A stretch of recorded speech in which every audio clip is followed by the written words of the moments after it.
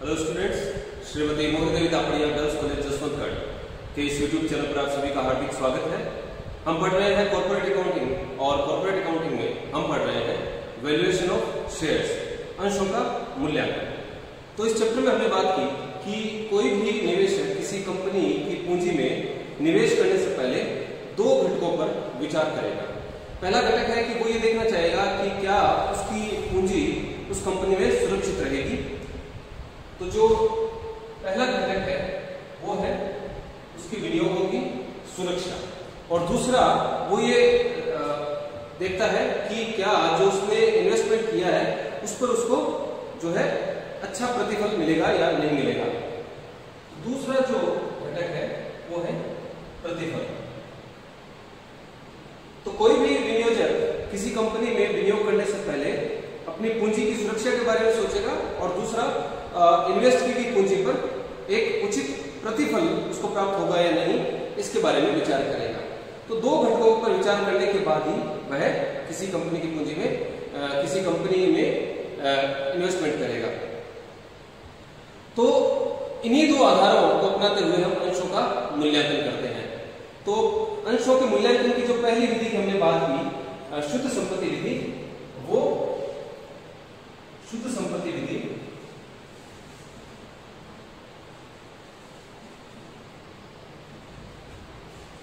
Net assets method. तो इसमें विनियोजक ये देखता है कि कंपनी की अंश पूंजी के लिए, अंश पूंजी लौटाने के लिए क्या कंपनी के पास पर्याप्त शुद्ध संपत्तियां उपलब्ध है या नहीं है। इसके पीछे ये उदाहरण है कि मान लीजिए कि अगर कंपनी समापन में चली जाती है तो कंपनी अपनी संपत्तियों को बेचकर पैसा वसूल करती है और उस पैसे से पहले बाह्य दायित्वों को भुगतान करती है, और उसके बाद में जो कंपनी के पास जो संपत्ति बचती है, शुद्ध संपत्तियां, उन संपत्तियों से क्या अंशधारियों को उनकी पूंजी लौटाई जा सकती है या नहीं। क्या कंपनी के पास पर्याप्त मात्रा में शुद्ध संपत्तियां हैं जिससे वो अपने अंशधारियों को उनकी पूंजी वापस लौटा सके। तो सुरक्षा के दृष्टिकोण से, सुरक्षा के आधार पर जब हम अंशों का मूल्यांकन करते हैं तो जो विधि काम में लेते हैं वो विधि लेते हैं शुद्ध संपत्ति विधि। तो शुद्ध संपत्ति विधि से किस प्रकार से अंशों का मूल्यांकन किया जाता है उसके बारे में हम बात कर चुके हैं, और इसके संबंध में एक प्रैक्टिकल क्वेश्चन भी हम हल कर चुके हैं। आज की क्लास में हम बात करेंगे प्रतिफल के आधार पर किस प्रकार से अंशों का मूल्यांकन किया जाता है।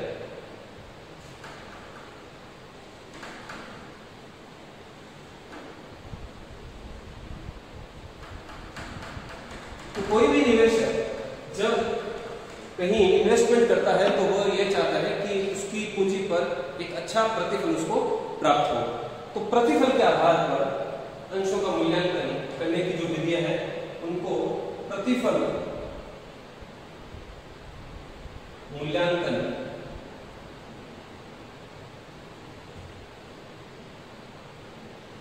विधि कहते हैं। तो प्रतिफल के आधार पर या प्रतिफल मूल्यांकन में तीन प्रकार से जो है अंशों का मूल्यांकन किया जाता है, जिनमें से पहली है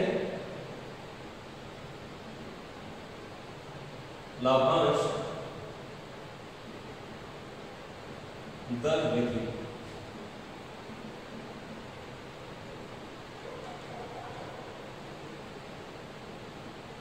डिविडेंड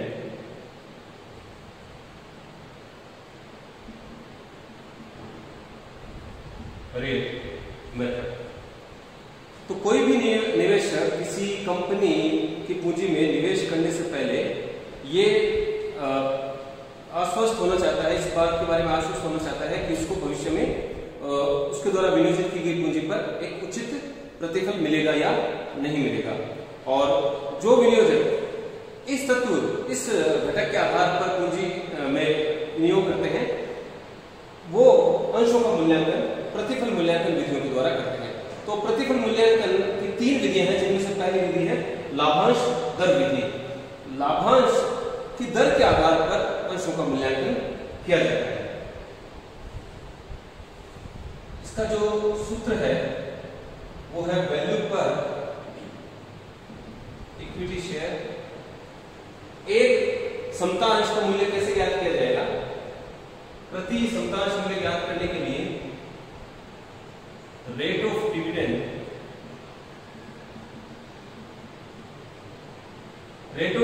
में नॉर्मल रेट ऑफ रिटर्न का भाग लगाकर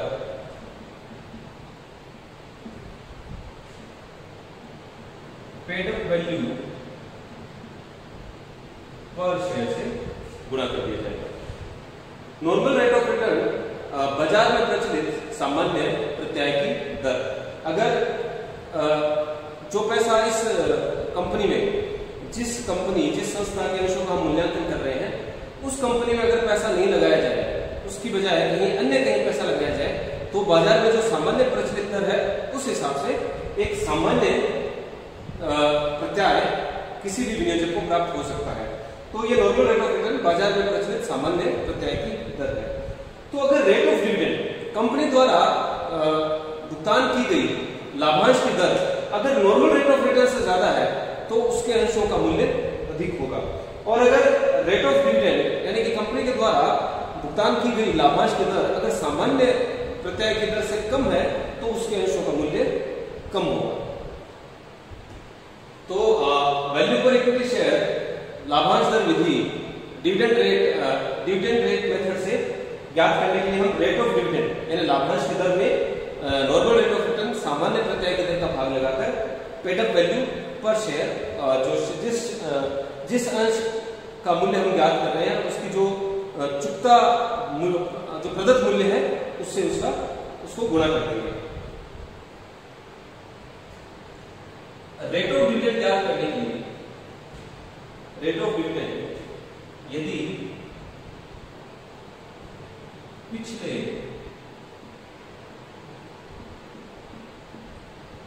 वर्षों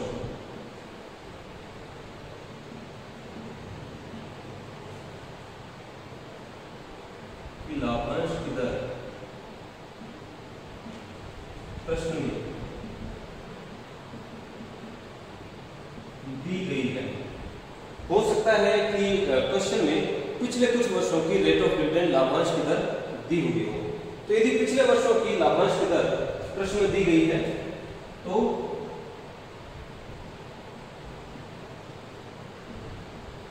उनका सामान्य या भारित औसत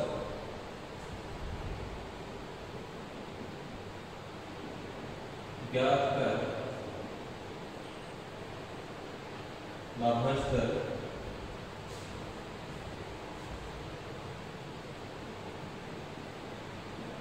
प्राप्त करेंगे।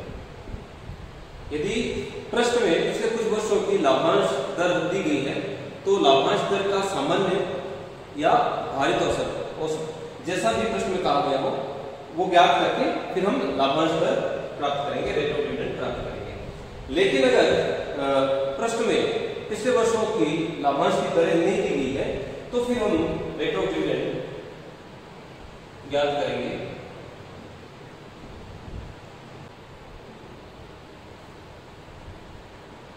Amount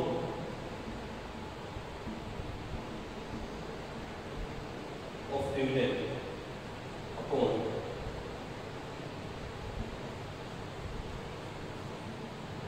paid up capital into 100।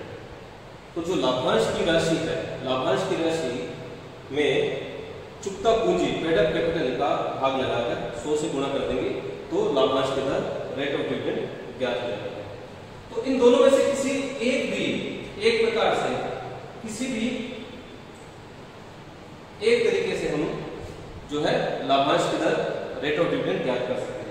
या तो प्रश्न में पिछले वर्षों की लाभांश की दरें दी गई हो तो उनका औसत चाहे सामान्य औसत या भारित औसत ज्ञात कर हम रेट ऑफ डिविडेंड ज्ञात कर लेंगे, और अगर पिछले कुछ वर्षों की लाभांश की दरें नहीं दी गई हैं तो लाभांश की राशि प्रश्न में दी गई होगी तो लाभांश की राशि के आधार पर अमाउंट ऑफ डिविडेंड के आधार पर हम इसमें चुकता पूंजी पेड अप कैपिटल का भाग लगाकर 100 से गुणा करके हम रेट ऑफ रिटर्न लाभांश की दर ज्ञात कर लेंगे।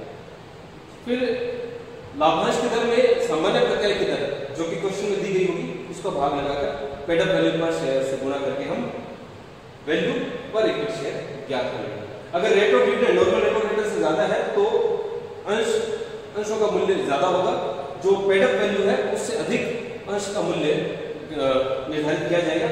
और अगर rate of return normal rate of return से कम है, यानी कि ये कंपनी सामान्य जो दर बाजार में प्रचलित है उससे भी कम लाभांश दे रही है, इस वजह से जो इसका अंश का मूल्य है वो उसके प्रदत्त मूल्य से भी कम निर्धारित किया जाएगा। अब हमको क्वेश्चन में कुछ ऐसी परिस्थितियां दी हुई हो सकती है जिनके आधार पर हमको नॉर्मल रेट ऑफ रिटर्न सामान्य प्रत्यय की दर में कुछ एडजस्टमेंट करने होते हैं।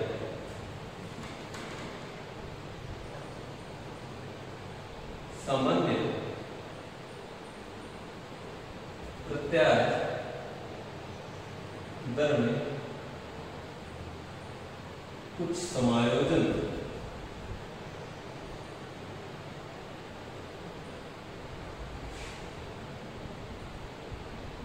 किए जाते हैं। तो प्रश्न में कुछ ऐसी परिस्थितियां दी हुई हो सकती हैं, ऐसी कुछ बातें दी हुई हो सकती हैं जिनसे हमको नॉर्मल रेट ऑफ रिटर्न में कुछ एडजस्टमेंट करने पड़ सकते हैं। अगर प्रश्न में लिखा है कि कंपनी के अंशों के हस्तांतरण पर प्रतिबंध है, प्रश्न में दिया हुआ है कि कंपनी के अंशों के हस्तांतरण पर प्रतिबंध है, तो यह एक प्रकार से जो कंपनी की नकारात्मक छवि बनाती है, इस वजह से जो सामान्य प्रत्यय की दर है उसमें आधा प्रतिशत वृद्धि की जानी चाहिए। यानी सामान्य प्रत्यय दर में हमको एडजस्टमेंट करना है। अगर अंशों के हस्तांतरण पर प्रतिबंध हो तो सामान्य प्रत्यय दर जो दी गई है प्रश्न में उसमें हम आधा प्रतिशत से वृद्धि कर देते हैं। अगर प्रश्न में लिखा है या दिया गया है कि जो अंश है कंपनी के, जो अंश है वो अंशतः प्रदत्त है, यानी कि पूर्ण प्रदत्त नहीं है, अभी तक कुछ राशि बकाया है। तो अगर अंशतः प्रदत्त हो तो ऐसी स्थिति में भी सामान्य प्रत्यय की दर में आधा प्रतिशत वृद्धि की जानी चाहिए। अगर प्रश्न में दिया गया है कि कंपनी अधिक लाभों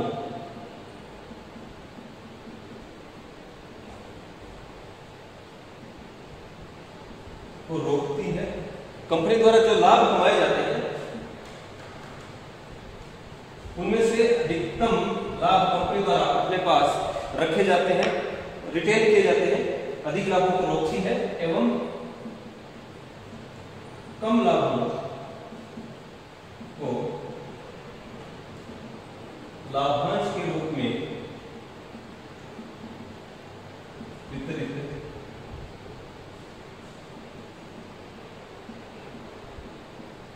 करती है। अगर प्रश्न ऐसा दिया हुआ हो कि कंपनी अधिक लाभों को रोकती है, यानी कि जो लाभ कमाए जा रहे हैं उनसे अधिकतर लाभ कंपनी द्वारा अपने पास रख ले जाते हैं और लाभों का एक बहुत कम हिस्सा लाभांश के रूप में अंशधारियों को वितरित किया जाता है। तो कम लाभों को लाभांश के रूप में वितरित करती है तो ये बुद्धिमत्ता का प्रतीक है कंपनी के। इस वजह से जो सामान्य प्रत्यय की दर है उसमें आधा प्रतिशत कमी की जानी चाहिए। और अगर इसके विपरीत हो, यानी कि कंपनी कम लाभों को रोके और अधिकतर लाभों को लाभांश के रूप में वितरित कर दे, तो यह कंपनी जो है भविष्य में जो है कंपनी अपने पास संचय नहीं कर रही है। इस वजह से जो सामान्य प्रत्यय की दर है उसमें आधा प्रतिशत वृद्धि की जानी चाहिए। तो अगर कंपनी अधिक लाभों को रोकती है और कम लाभों को लाभांश के रूप में वितरित करती है तो आधा प्रतिशत की कमी की जानी चाहिए सामान्य प्रत्यय की दर में। और अगर कंपनी कम लाभों को रोकती है और अधिकतम लाभों को लाभांश के रूप में वितरित कर देती है तो सामान्य प्रत्यय दर में आधा प्रतिशत की वृद्धि की जानी चाहिए।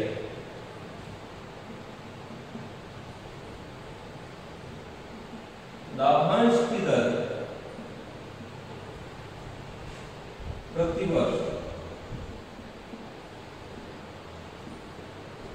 स्थायी हो। अगर कंपनी द्वारा भुगतान किए जाने वाले लाभांश की दर प्रतिवर्ष अगर स्थायी हो तो सामान्य प्रत्याय दर में आधा प्रतिशत कमी की जानी चाहिए। और प्रतिवर्ष दिए जाने वाले लाभांश में जो है कमी या बढ़ोतरी होती रहती है, मतलब उतार चढ़ाव आता रहता है, तो फिर जो सामान्य प्रत्याय की दर है उसमें आधा प्रतिशत वृद्धि की जानी चाहिए। और यदि अन्य कंपनियों की तुलना में, यदि उद्योग में उद्योग की तुलना में प्रति अंश संपत्ति अधिक है, यदि कंपनी के पास उद्योग में बाकी कंपनियों की तुलना में प्रति अंश संपत्ति अधिक है, यानी कि अच्छा बैकअप है एसेट्स का, तो ऐसी स्थिति में सामान्य प्रत्याय की दर में आधा प्रतिशत की कमी करके हमको वैल्यू पर शेयर ज्ञात करनी चाहिए। लेकिन अगर उद्योग की तुलना में प्रति अंश संपत्ति कम है तो सामान्य प्रत्याय की दर में आधा प्रतिशत की वृद्धि करके वैल्यू पर शेयर ज्ञात की जानी चाहिए। तो रेट ऑफ डिविडेंड जो वैल्यू पर इक्विटी शेयर है, लाभांश दर विधि से प्रति अंश मूल्य अंशों का मूल्यांकन करने के लिए जो सूत्र है वो है rate of dividend upon normal rate of return. लाभांश की दर बट्टा सामान्य प्रत्याय की दर। तो लाभांश की दर या तो प्रश्न में पिछले कुछ वर्षों के लाभांश की दरें दी गई होंगी, उनके आधार पर हम उनका औसत लेके, सामान्य या भारित औसत लेके हम लाभांश की दर ज्ञात कर सकते हैं। या अगर हमको पिछले वर्षों की लाभांश की दरें नहीं दी गई है तो हम जो लाभांश की राशि दी गई है प्रश्न में, उसके आधार पर हम लाभांश की दर ज्ञात कर सकते हैं। सामान्य प्रत्याय की दर प्रश्न में दी गई होगी। अगर इस प्रकार से कुछ अगर सूचनाएं दी गई हो तो लाभांश की जो सामान्य प्रत्याय की दर है उसमें हमको कुछ समायोजन करने की आवश्यकता होती है। तो इन परिस्थितियों की हम बात कर चुके हैं जिनके आधार पर हमको जो सामान्य प्रत्याय की दर है उसमें समायोजन की आवश्यकता होती है। या तो आधा प्रतिशत की वृद्धि कर दी जाती है सामान्य प्रत्याय की दर में, या फिर आधे प्रतिशत से कमी कर दी जाती है समायोजन करते समय, और फिर हम पेड अप वैल्यू पर शेयर से उसको गुणा कर देते हैं, इनका जो भी रिजल्ट आता है। तो इस प्रकार से वैल्यू पर शेयर ज्ञात किया जाता है विधि से, डिविडेंड रेट मेथड से। तो आज की क्लास में इतना ही। मैं आशा करता हूं कि आज की क्लास में हमने जो पढ़ा आपको अच्छे से समझ में आया होगा। इस वीडियो को लाइक कीजिए, शेयर कीजिए, हमारे YouTube चैनल को सब्सक्राइब कीजिए। धन्यवाद।